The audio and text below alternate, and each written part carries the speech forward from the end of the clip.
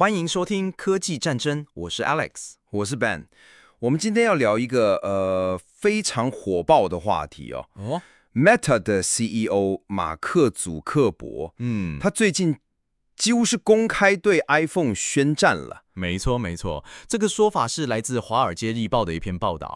但最有趣的地方在哪？在于说，祖克伯用来挑战 iPhone 的武器，居然不是一只更厉害的手机，而是一副智慧眼镜。对 ，Ben， 你听起来是有点像科幻电影的情节啊？绝对是哦。哈，他的愿景是未来要有一种叫做个人超级智慧驱动的 AR 眼镜，来取代我们现在的智慧型手机，变成最主要的运算平台。哇哦，这就等于是直接宣告 iPhone 代表的这个掌上荧幕时代可能快要过去了。哇，这是一个非常大胆的宣言诶，也是一场巨大的赌局啊。没错，它的最终目的其实就是想打破苹果和 Google 这10几年来建立的那个坚不可摧的围墙花园。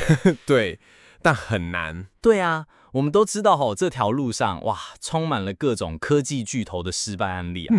本你肯定还记得吧？10年前那场超级惨烈的手机大战。怎么会忘记？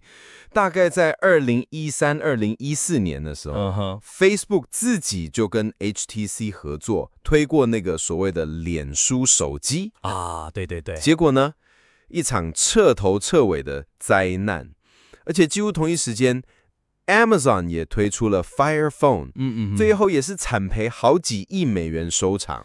我们来回顾一下他们失败的原因哦。好，我觉得这个很重要。脸书手机的问题就是它太以脸书为中心了。没错，它的那个操作界面 Facebook Home 嘛，完全占据了整个手机，把你习惯的 App 啊、功能啊，全都藏到后面去。对，它就是预设了你的生活全部都是围绕着脸书在转，这真的是一个致命的误判。Amazon 的 Fire Phone 也犯了类似的错误，只是形式不太一样。它被强制锁在 Amazon 自己的生态系里面 ，App 少得可怜，但价格呢却敢卖的跟 iPhone 一样贵。哇哦！他们那个核心目标太明显了嘛，就是想绕过苹果和 Google 的抽成，把用户圈在自己的消费渠道里。这两家公司都没搞懂一件事哦。消费者要的是一只功能全面的好手机，上面可以很方便的跑他们的 App， 而不是一只只为了他们服务的专用装置。这就带到一个很有趣的对比了。当 Facebook 和 Amazon 惨败的时候，市场上另外一批叛教玩家，像是小米、华为还有三星，反而成功的在苹果的阴影下长大。对，还能跟他分庭抗礼。对啊，他们是怎么做到的呢？我觉得他们的策略务实多了啦。怎么说？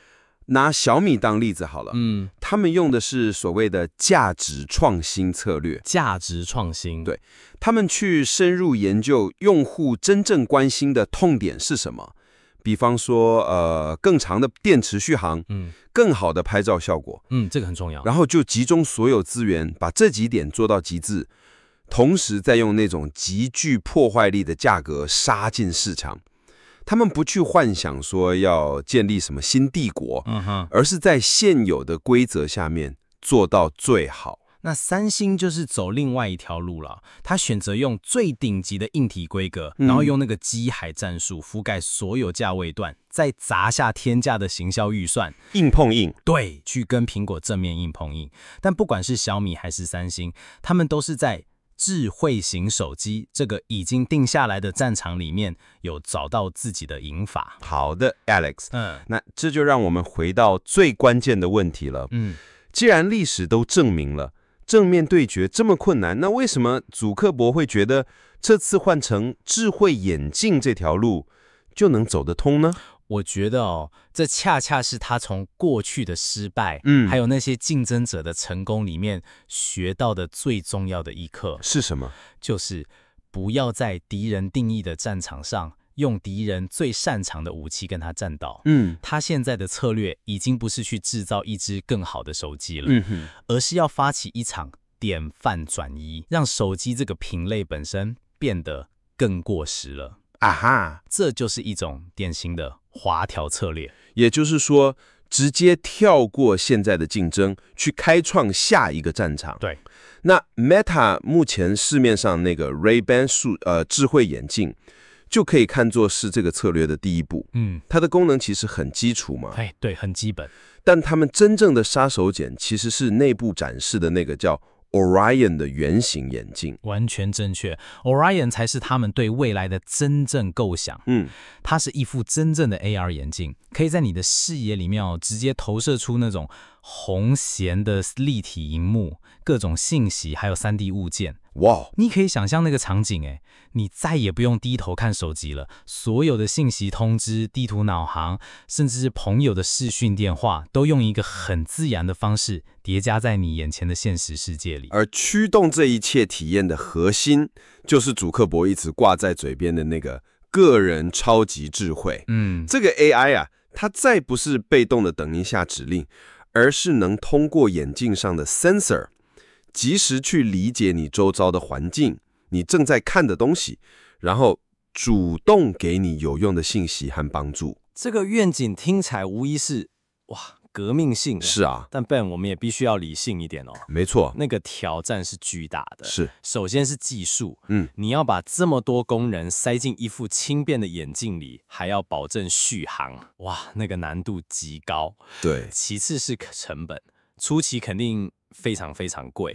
再来就是社会接受度了，大家真的准备好迎接一个每个人都戴着摄影机眼镜的社会吗？隐私问题，对，隐私问题到底要怎么解决？这些都是摆在 Meta 面前非常现实的障碍。是啊，但反过来看如果他们真的成功了，那个回报也是不可衡量的。没错，他们将从苹果的围墙花园里彻底被解放出来，自己变成下一个运算时代的平台制定者。